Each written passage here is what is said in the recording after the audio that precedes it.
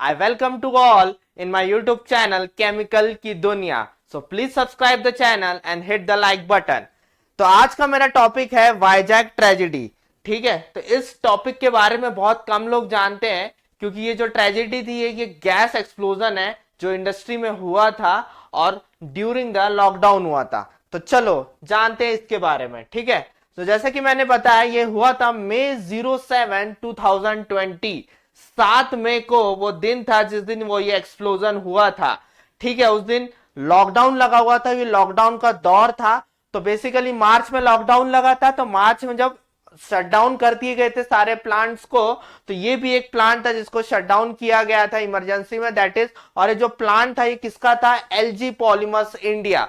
तो एलजी जो कंपनी है बहुत फेमसली हमने सुना उसको इलेक्ट्रॉनिक्स के लिए, है ना. एलजी की टीवीज आती है, एलजी के रेफ्रिजरेटर्स आते हैं, इनके बारे में सुना है. लेकिन ऑब्वियसली एलजी पॉलीमर्स केमिकल में भी वो डील करता है. ठीक है, तो ये लॉकडाउन था, मार्च में ये प्लांट बंद हो गया था. क्यों मैं इसको ऊपर फोकस कर रहा हूं कि ये प्लांट बंद किया गया था लॉकडाउन के ड्यूरेशन में जबकि सारे प्लांट्स बंद हुए थे मोस्ट ऑफ द टाइम, क्योंकि that is one of the reason है कि ये एक्सप्लोजन हुआ था 7 मई को. ठीक है, तो ये एलजी के पॉलीमर्स का था, लॉकडाउन था. तो लॉकडाउन के बाद 7 तारीख को इस प्लांट को फिर से रीस्टार्ट करने की प्रोसीजर चालू की जा रही थी.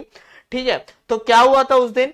सो बेसिकली ये जो प्लांट है इसके अंदर styrene gas as the monomer use होती है. इन सिंपल भाषा में कहे तो मोनोमर क्या होता है? मोनोमर मतलब कि बेसिकली एक कोई एटम, ठीक है, एक सिंगल एटम है, ठीक है, एक सिंगल कंपाउंड है, ठीक है, उसको जब चेन में बहुत सारों के साथ जोड़ देते हैं तो हमारा एक क्या बन जाता है? पॉलीमर बन जाता है. सो जैसे कि मैंने नाम में लिखा हुआ था एलजी पॉलीमर्स, ये पॉलीमर्स की कंपनी थी. तो basically styrene is a colourless oily liquid with a molecular formula C6H5CS double bond CS2. ठीक है, तो ये बेसिकली रबर वगैरह, ब्यूटाडाइन वगैरह के लिए बनाने के लिए यूज होता है. मैंने जैसे बताया मोनोमर मतलब एक जो सिंगल कंपाउंड है ये क्या बता रहा है? That is monomer. जब इनको चेन में बहुत सारे चेन में एक चेन में जोड़ दिया जाएगा तो वो एक क्या बन जाता है? पॉलीमर बना जाता है. तो बेसिकली स्टायरीन वहां का क्या था? एक रॉ मटेरियल था. अब स्टायरीन एक रॉ मटेरियल था तो बेसिकली क्या होता है? रॉ मटेरियल को स्टोर करने के कुछ रूल्स एंड रेगुलेशंस रहते हैं, लेकिन क्योंकि एक प्लांट कंटिन्यू चल रहा रहता है तो रॉ मटेरियल कितना स्टोर करना उसका कोई दिक्कत नहीं रहती है. लेकिन लॉकडाउन में क्या हुआ था? लॉकडाउन में हमारा प्लांट एकदम से शट डाउन करना पड़ा था मार्च में, तो जितना रॉ मटेरियल था वो वहीं पे रह गया और प्लांट को शट डाउन कर दिया. ठीक है, तो ये कुछ स्टायरीन शेप इस तरह से दिखता है. अब जानते हैं क्या गलतियां हुई थी उस दिन, क्योंकि मैं हमेशा कहता हूं कि जब भी कोई एक्सीडेंट होता है तो वो किसी एक गलती की वजह से नहीं होता है, वो सीरीज ऑफ मिस्टेक्स रहती है. लेकिन बहुत अजीब एक बात है कि हमने इंडिया ने जो भोपाल गैस ट्रेजेडी हुई थी उससे इतना सीखा नहीं और उसी को रिपीटेशन किया, मतलब उन्हीं कुछ गलतियों को दोहराया गया और ये फिर एक्सप्लोजन हुआ. ठीक है, तो क्या थी वो गलतियां? स्टायरीन जो है वो बहुत ही ज्यादा फ्लेमेबल है. ठीक है, स्टायरीन जो है बहुत ही ज्यादा फ्लेमेबल है और उसको ठंडा रखने के लिए कूलेंट हमें कितने डिग्री पे चाहिए? 20 degree centigrade. This is not just a big issue, क्योंकि 20 डिग्री सेंटीग्रेड इतना ज्यादा मुश्किल नहीं है. ठीक है, रेदर देन कि अगर मैं बोलूं कि 5 डिग्री सेंटीग्रेड, 2 डिग्री सेंटीग्रेड. लेकिन हुआ क्या? क्योंकि प्लांट शटडाउन था तो वहां पे प्रॉपर मेंटेनेंस नहीं था. स्टायरीन जहां पे स्टोर किया हुआ था अप्रोक्सीमेटली 5,000 टन के आसपास, ठीक है, 5,000 टन के आसपास स्टोर किया गया था, उनमें जो प्रेशर सेंसर्स थे वो बराबर काम नहीं कर रहे थे, टेम्परेचर सेंसर्स बराबर नहीं काम कर रहे थे. समझ में आया? अगर किसी ने मेरा वीडियो भोपाल गैस ट्रेजेडी पे नहीं देखा है तो मैं लिंक डिस्क्रिप्शन में दे दिया हूं, उसको जाके देखो और उसमें देखो कि उस दिन भी कौन से मिस्टेक्स हुए थे जिसके कारण वो एक्सप्लोजन हुआ था. और सेम कुछ मिस्टेक्स को, उन्हीं में से कुछ मिस्टेक्स को फिर से दोहराया गया यहाँ पे. ठीक है, मतलब भोपाल गैस ट्रेजेडी में भी कूलेंट काम नहीं कर रहा था, यहां पे भी कूलेंट प्रॉपर काम नहीं कर रहा था, वहां पे भी गेजेस काम नहीं कर रहे थे, यहां पे भी गेजेस काम नहीं कर रहे थे. तो क्या ये हम बोल नहीं सकते ये मॉडर्न इंडिया का एक वर्स्ट डिजास्टर है क्योंकि तब जब भोपाल गैस ट्रेजेडी हुआ था तब बहुत 90s में हुआ था। दिस इज हैपन इन 2020, जहां हमारे पास एक से बढ़ के एक इक्विपमेंट है, एक से बढ़ के एक सेंसर्स है, एक से बढ़ के एक प्रिकॉशंस है, वेल डिजाइंड सिस्टम्स है हमारे पास, फिर भी उन्हीं गलतियों के कारण उन्हीं गलतियों को दोहराया गया और ये एक्सीडेंट हुआ है। ठीक है, तब 20 डिग्री सेंटीग्रेड चाहिए था। अब मई का सीजन है, ठीक है, मई हमारा मंथ चल रहा है। मई क्या होता है, बेसिकली समर है, समर सीजन है, तो वहां पे टेम्परेचर कितना था, 38 डिग्री सेंटीग्रेड चल रहा था। ठीक है, 38 डिग्री सेंटीग्रेड एटमॉस्फेयर का टेम्परेचर था।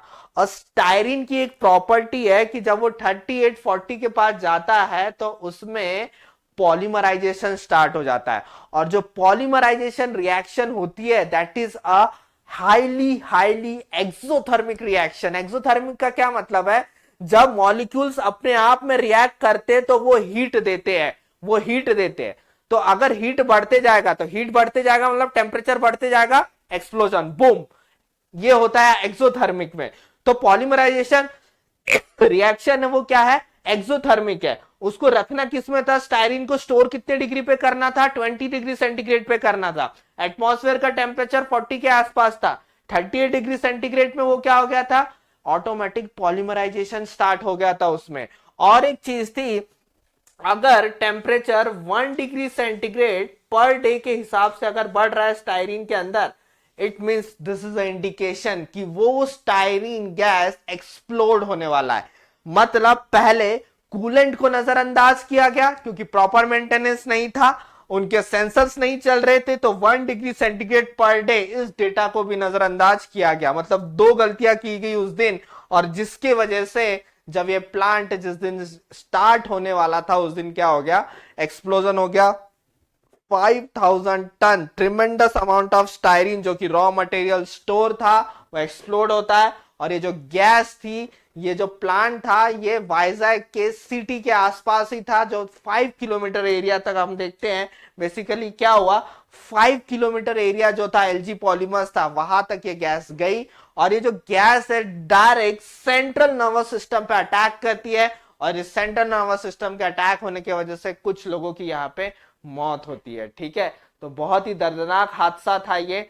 पॉइंट इज, क्या हमने अभी भी अपने गलतियों से सीखा नहीं है, क्योंकि भोपाल गैस स्ट्रेटेजी में देखोगे यही चीज हुई थी। ठीक है, कुछ गलतियां हुई थी जिसकी वजह से भोपाल गैस स्ट्रेटेजी को अगर हम इससे कंपेयर करें तो वो बहुत बहुत बड़ा इंसिडेंट था इससे, लेकिन ये इंसिडेंट नहीं होना चाहिए। So basically learn from your mistakes. So being a chemical engineer, जब भी हम केमिकल फैक्ट्री या इंडस्ट्री में काम करते हैं तो हमें ध्यान देना है। मैं क्यों ये सीरीज बना रहा हूं एक्सप्लोजन्स की, क्योंकि हमें सीखना है इनमें से कि क्या क्या गलतियां हो सकती है जो नहीं होनी चाहिए, ताकि हम एक्सीडेंट्स को मिनिमम से मिनिमम कर पाए। ठीक है, तो ये मेरा स्ट्रेटेजी है, इसलिए मैं ये सीरीज चला रहा हूं। तो अब इन सीरीज को मैं थोड़ा सा स्टॉप करने वाला हूं। इसके बाद नेक्स्ट वीडियो जो मेरा रहेगा वो पंप पे रहेगा, क्योंकि बहुत सारे कमेंट्स आए थे जिसमें स्टूडेंट्स कह रहे थे सर पंप्स पे वीडियो बनाए, और उसको एक लेमैन लैंग्वेज में आसान भाषा में हम कैसे समझे। देखो इक्वेशंस वगैरह समझेंगे, लेकिन एक आसान भाषा में पंप काम कैसे करता है, और वो पानी कहां से कहां तक फेंक सकता है और कहां से कहां तक खींच सकता है, इन दोनों में हम डिफरेंस जानते हैं नेक्स्ट वीडियो। तब तक के लिए बाय बाय।